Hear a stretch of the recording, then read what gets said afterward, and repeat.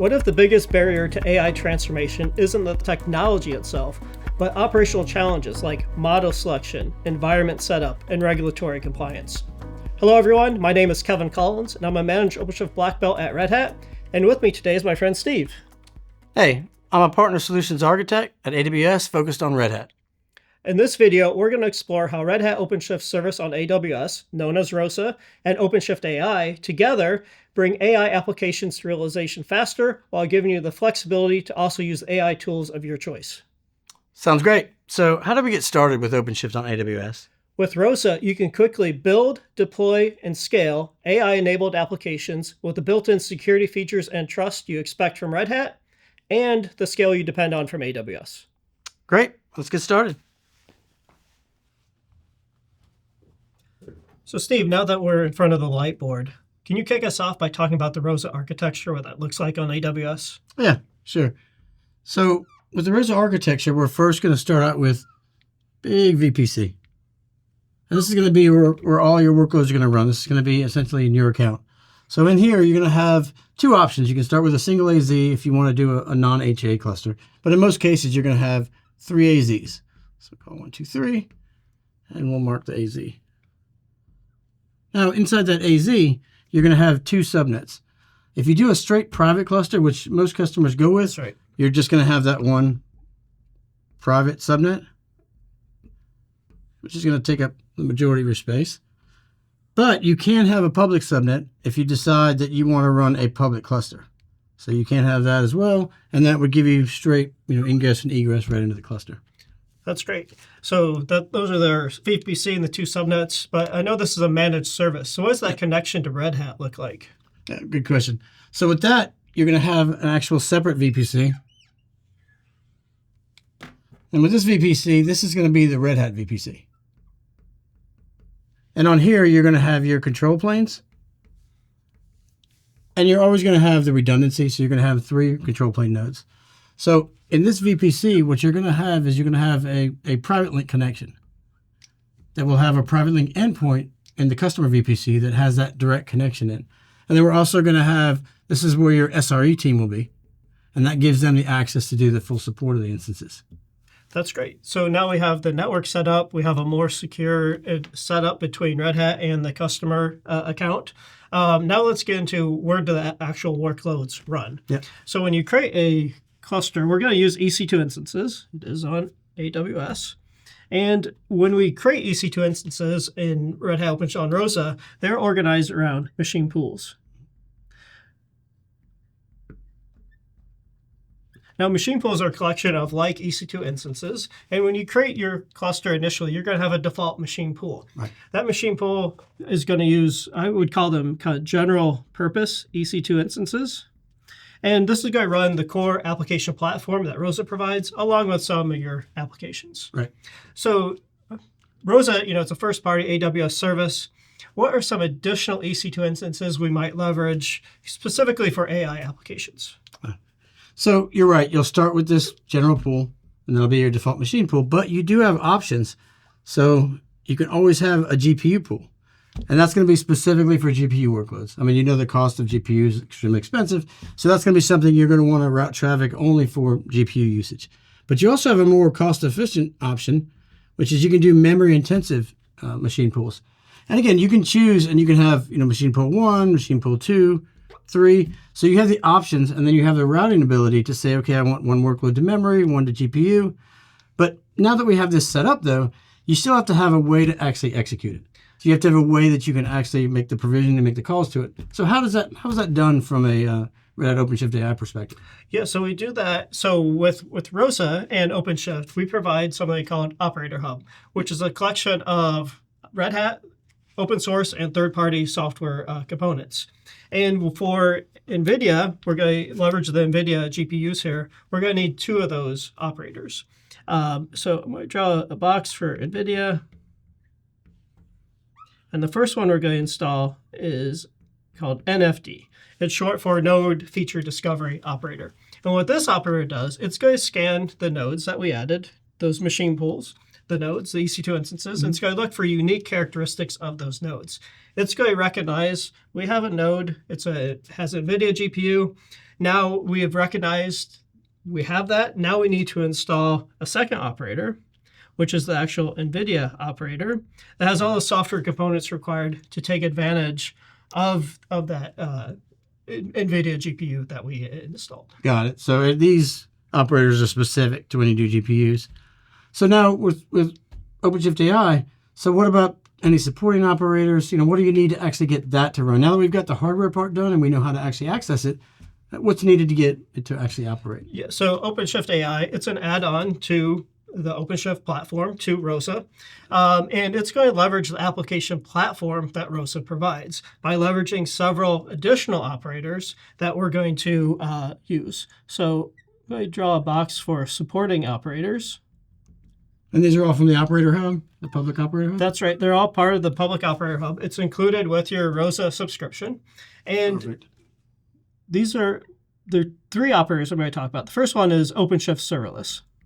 OpenShift Serverless, it stems from the open source Knative project. Difference here is Red Hat is fully supported as part of ROSA, as part of OpenShift.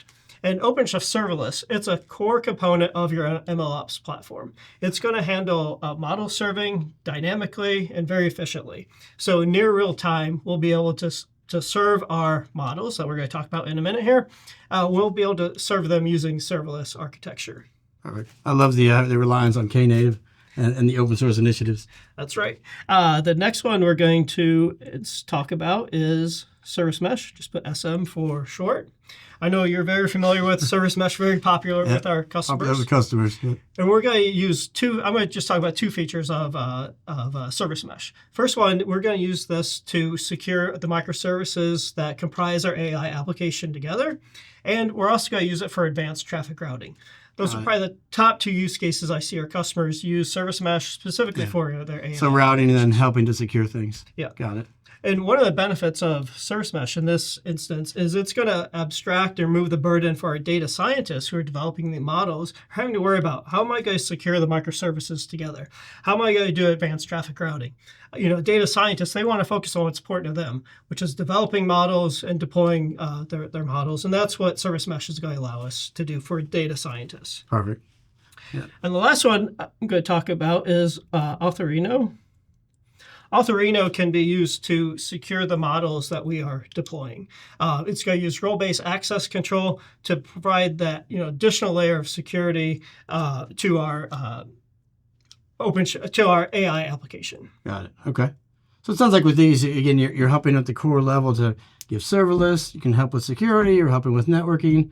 And then you got the additional operators as well. So how does it actually operate now? So with OpenShift AI, so what does it do now? You simply deploy it as well? That's right. That's the last step. So there's an operator for that, as we like to say. We're going to deploy Red Hat OpenShift AI operator.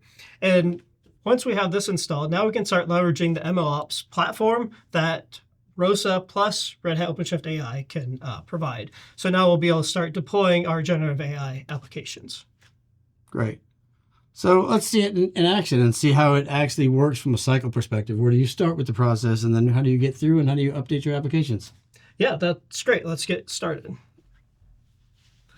So Steve, ROSA allows you to integrate with hundreds of different developer-based tools along with many AI application platforms. But today, let's focus on 2, Red Hat OpenShift AI plus Amazon Bedrock. So to picture how these 2 work together, let's consider the traditional DevOps process. In the traditional DevOps workflow, we're going to have steps for coding, building the application. We'll do QA and reviews. We'll deploy the application. Then we will operate it, we'll run it, and then monitor it.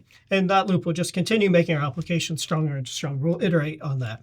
Now, when it comes to machine learning ops, it's a very similar process. So the MLOps workflow is going to have similar steps. However, we have an additional layer of complexity as we're dealing with data and models.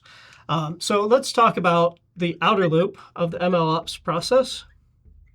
So OpenShift AI, it's going to stream the outer loops MLOps process by covering the entire lifecycle of your machine learning models.